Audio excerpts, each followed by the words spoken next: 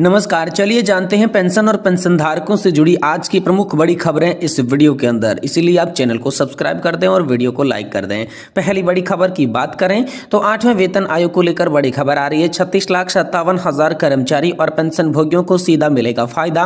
कंगना रनौत के सवाल पर वित्त मंत्री निर्मला सीतारमण का आया जवाब। तो आखिरकार कर्मचारियों और पेंशन भोगियों के लिए कौन सा सीधा फायदा देखने को मिलेगा? वित्त मंत्री निर्मला सीतारमण ने कंगना रनौत के सवाल पर कौन सा जवाब दिया है, इसके बारे में आज इस वीडियो के अंदर बात करेंगे। साथ ही साथ बात करेंगे ईपीएस 95 पेंशन बढ़ाने की मांग को लेकर अगली बड़ी खबर की। भारतीय मजदूर संघ ने जयपुर में किया प्रदर्शन, पीएम के नाम कलेक्ट्रेट को सौंपा ज्ञापन। तो आखिरकार ईपीएस पेंशन बढ़ाने की मांग को लेकर जयपुर में कौन सा प्रदर्शन हुआ और पीएम के नाम कलेक्ट्रेट को किस तरीके से ज्ञापन सौंपा गया, इसके बारे में भी दोस्तों आज इस वीडियो के अंदर बात करेंगे। साथ ही पेंशन को लेकर अगली बड़ी खबर की बात करें तो सरकार ने सबके लिए बदल दिए हैं पेंशन के नियम, अब ऐसे मिलेगी रकम। केंद्रीय मंत्री जितेंद्र सिंह ने पेंशन के नए नियम की घोषणा कर दी है, जिन नियमों के बारे में भी डिटेल से जानकारी आप सभी को दी जाए कि अब किसको कितना और कैसे यहां पर जो है फायदा देखने को मिलेगा, इसके बारे में भी आज इस वीडियो के अंदर बात करेंगे। साथ ही दोस्तों बात करेंगे छत्तीसगढ़ पेंशन निधि अधिनियम बनाने वाला होगा देश का पहला राज्य,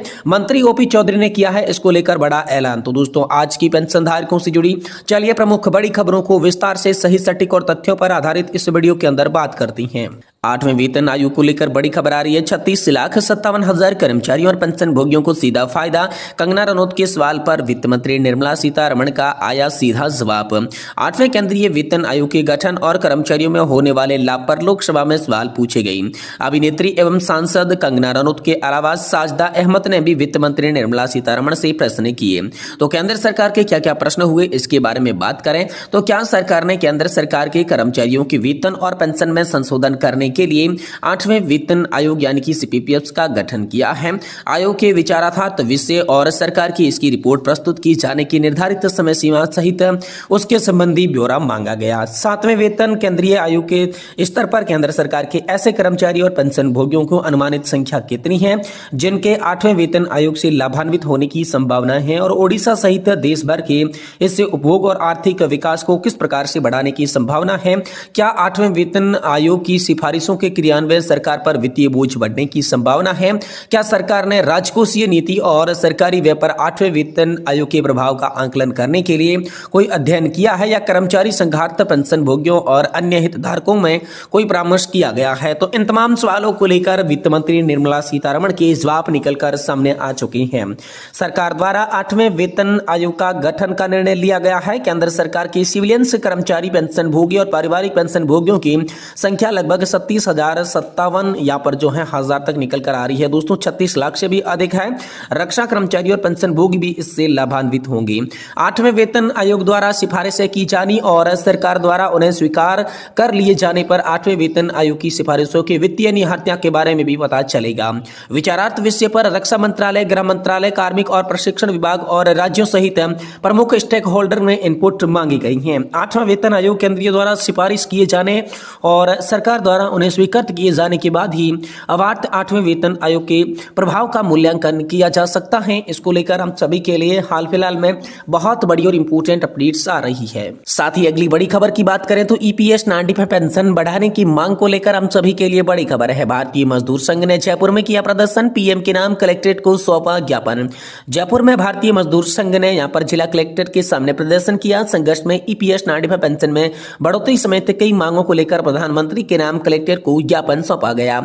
जिला मंत्री महेंद्र सैनी के नेतृत्व में संघ ने न्यूनतम पेंशन 5,000 रुपए करने की मांग की। साथ ही ईपीएस की सीमा 15,000 से बढ़ाकर 30,000 रुपए करने की मांग रखी। संघ ने यहाँ पर जो है ईएसआईसी में वेतन सीमा को 21,000 से बढ़ाकर 42,000 रुपए तक करने की भी मांग की।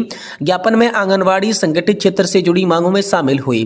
प्रदर्शन में संघ जिला अध्यक्ष रणजीत सिंह गुर्जर, प्रदेश मंत्री यतेंद्र कुमार और जिला संसद योगेश सक्सेना मौजूद रहे। संघ के प्रचार मंत्री अक्षय कुमार मीणा ने कहा, वर्तमान पेंशन और वेतन सीमा बहुत कम है, इससे मजदूरों और कर्मचारियों को आर्थिक संकट का सामना करना पड़ रहा है। संघ ने चेतावनी दी कि अगर सरकार ने इन मांगों को नहीं माना तो बड़ा आंदोलन किया जाएगा।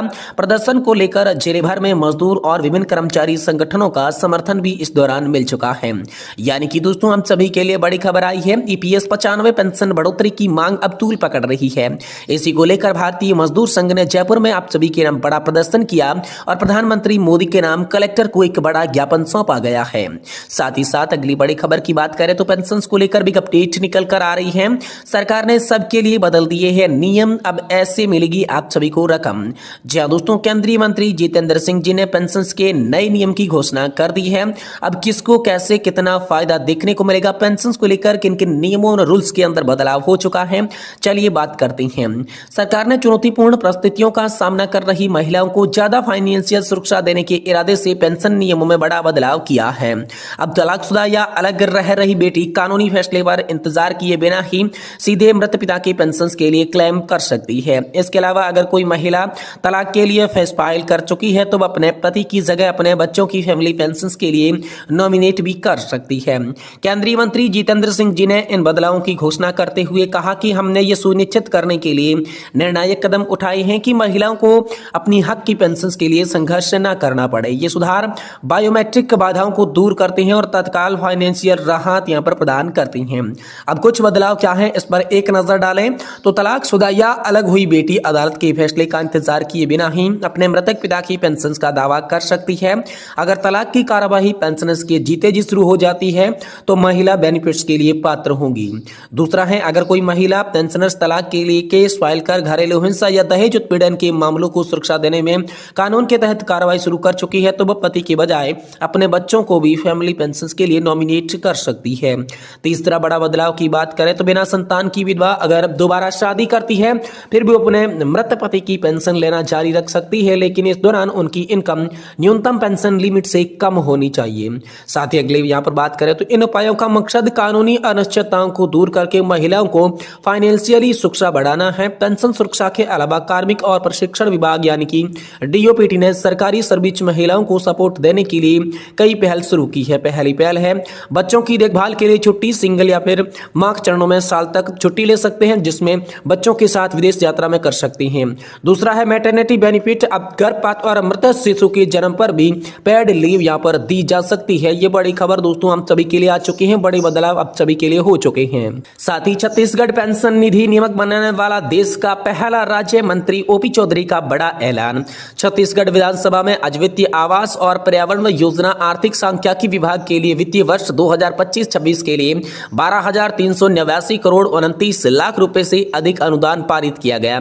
इसमें वित्त विभाग से संबंधित व्यय से 11,109 करोड़ 43 लाख 25 हजार रुपए, आवास एवं पर्यावरण से संबंधित व्यय के लिए 1,208 करोड़ 36 लाख 72 हजार रुपए, योजना आर्थिक तथा सांख्यिकी के संबंधित व्यय के लिए 71 करोड़ 49 लाख 60 हजार रुपए की अनुदान राशि पारित कर दी गई। वित्त मंत्री ओपी चौधरी ने वित्त विभाग के अनुदान मांगों की चर्चा का जवाब देते हुए कहा कि वित्त विभाग ने इस बजट में मुख्य रूप से शासकीय सेवाओं में पेंशन और सांख्यिकी महिलाओं को हित में कदम उठाई हैं। साथ ही मंत्री ने कहा कि हमने इस बजट में एक नया फंड छत्तीसगढ़ ग्रोथ और स्टेबिलिटी फंड बनाया है।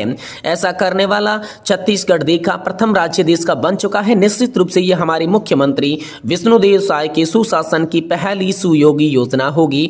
मंत्री श्री ओपी चौधरी ने कहा कि राज्य के हितग्राहियों को सुचारू रूप से लाभ मिलने हेतु डायरेक्ट बेनिफिट ट्रांसफर सेल का भी गठन किया गया है। उन्होंने कहा कि public financial management system portal के द्वारा सीएसएस की विमुक्त की जाए राशि निगरानी और जमीनी स्तर तक उपयोगी का पर्यवेक्षण किया गया है।